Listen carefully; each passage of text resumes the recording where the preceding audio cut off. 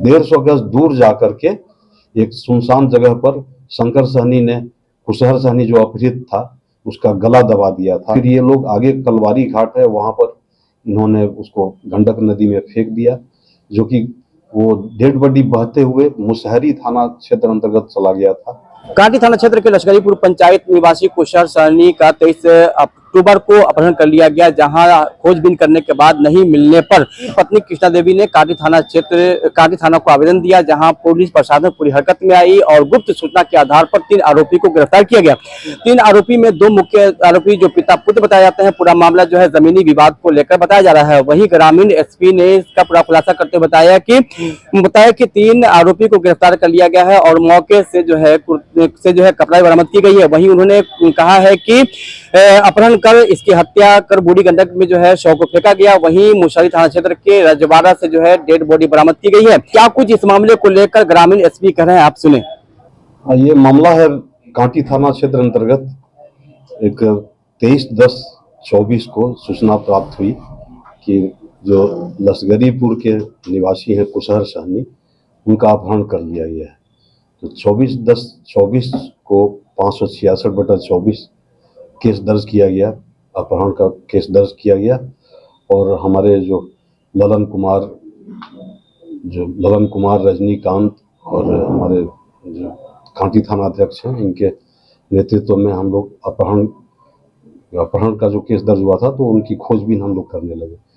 खोजबीन के क्रम में सूचना प्राप्त हुई कि ये इसका जो अपहृत था कुशहर सहनी, जो लश्करीपुर का रहने वाला है, इसका टेम्पो एक जगह बरामद हुआ कि टेम्पो वहां पर दिखाया जा रहा है। तो टेम्पो के आधार पर वहां से जांच प्रारंभ हुई और पता चला कि जो कुशहर सहनी का एक जमीनी विवाद, जहां टेम्पो लगा था उसी के बगल में वो अपना जमीनी विवाद था जिसमें वो घर बना रहा था।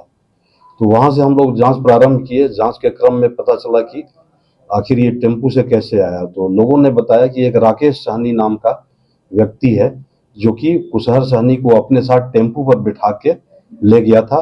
टेम्पो जहां लगा था वो शंकर सहनी का घर है, जो कि है फतेहपुर कलवारी में। तो वो वहां पर टेम्पो हम लोग बरामद कर लिए। वहां जब शंकर सहनी के घर में और आगे जो ये अनुसंधान हुआ तो वहां उसका पैंट शर्ट पैंट वगैरह सब मिला।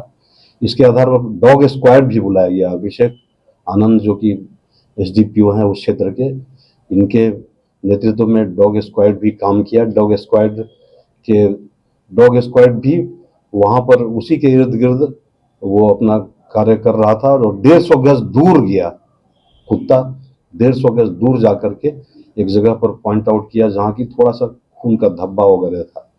तो ये तो एस्टेब्लिश हो गया कि शंकर सहनी द्वारा ही काम ये किया गया है।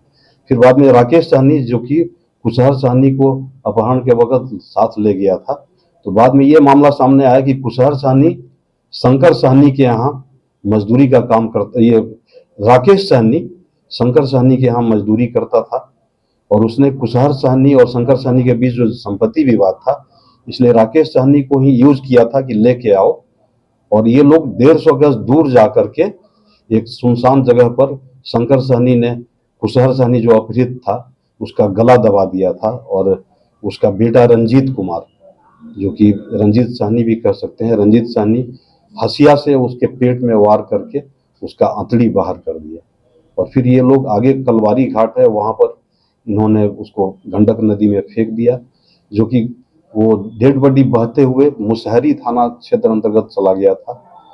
वहां से जो हमारी टीम थी जिसमें रजनीकांत, अभिषेक मिश्रा, ललन कुमार और भी सारे लोग थे और थानाध्यक्ष स्वयं थे, ये लोग वहां जाकर